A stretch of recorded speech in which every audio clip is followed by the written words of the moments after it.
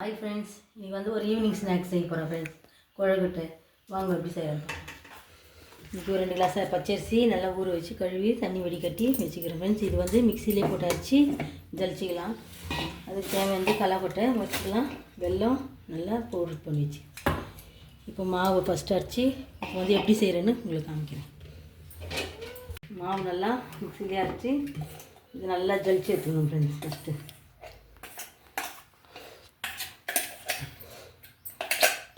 கொஞ்சமாக இருக்கிறதுனால நான் மிக்சிலே அரைச்சிக்கிறேன். நிறைய அரைச்சி செய்தாக்கா போய் கடையில் போயிட்டு மிஷினில் அரைச்சிங்க வரலாம்.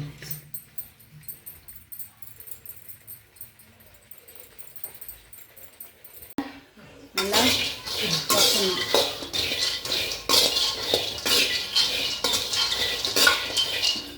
விளாட்டு வர வரைக்கும் இந்த பக்கம் மாவு வந்து நல்லா ஆவி கட்டி எடுத்துக்கணும். ஆவி கட்டி இட்லி குண்டை வச்சு நல்லா இது ஆவி கட்டணும். கொடுப்பா மாவு நல்லா ஜலிச்சு எடுத்துக்கணும். இது நல்லா ஆவி கட்டிட்டு கொழுக்கட்டை பிடிக்கிறதுக்கு அப்போ தான் நல்லா சாஃப்டாக வரும்.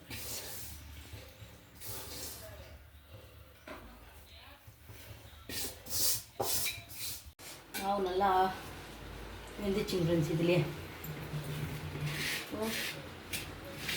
நல்லா இது போட்டு லைட்டாக சுத்தண்ணி வெதன்னு வச்சு மாவு பிசைஞ்சிக்கணும். பிசைஞ்சு சுட்டாக்கா நல்லா சாஃப்டாக நல்லா கிடைக்கும் கொழுக்கட்டை. நல்லா தண்ணியில் உப்பு போட்டு நல்லா மாவு நல்லா சாஃப்டாக பிசைஞ்சு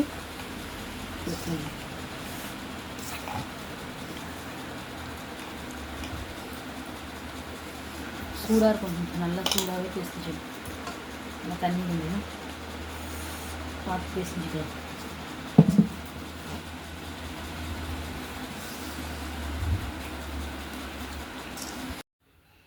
ஓகே ஃப்ரெண்ட்ஸ், இப்போ நான் கொழுக்கட்டெல்லாம் பிடிச்சி வச்சேன் ஃப்ரெண்ட்ஸ். பிடிச்சி வச்சதெல்லாம் காமிக்கல ஃப்ரெண்ட்ஸ். பாருங்கள் நல்லா வந்துருக்குது. இது நல்லா தண்ணி போட்டு ஒன்று ஒன்றா பிரித்து ஹாட் பாக்ஸில் போட்டு எடுத்து வைக்கணும் ஃப்ரெண்ட்ஸ். செம்மையாக. ஓகே ஃப்ரெண்ட்ஸ், நீங்களும் இதே மாதிரி செய்துட்டு எப்படின்னு கமெண்ட் பண்ணுங்கள். இந்த வீடியோ உங்களுக்கு பிடிச்சா லைக் பண்ணுங்கள், ஷேர் பண்ணுங்கள், கமெண்ட் பண்ணுங்கள். மறக்காமல் நம்ம சேனல் சப்ஸ்கிரைப் பண்ணுங்கள் ஃப்ரெண்ட்ஸ். பக்கத்தில் பட்டனை கிளிக் பண்ணுங்கள் ஃப்ரெண்ட்ஸ். இன்னொரு வீடியோவில் பார்க்கலாம். பாய்.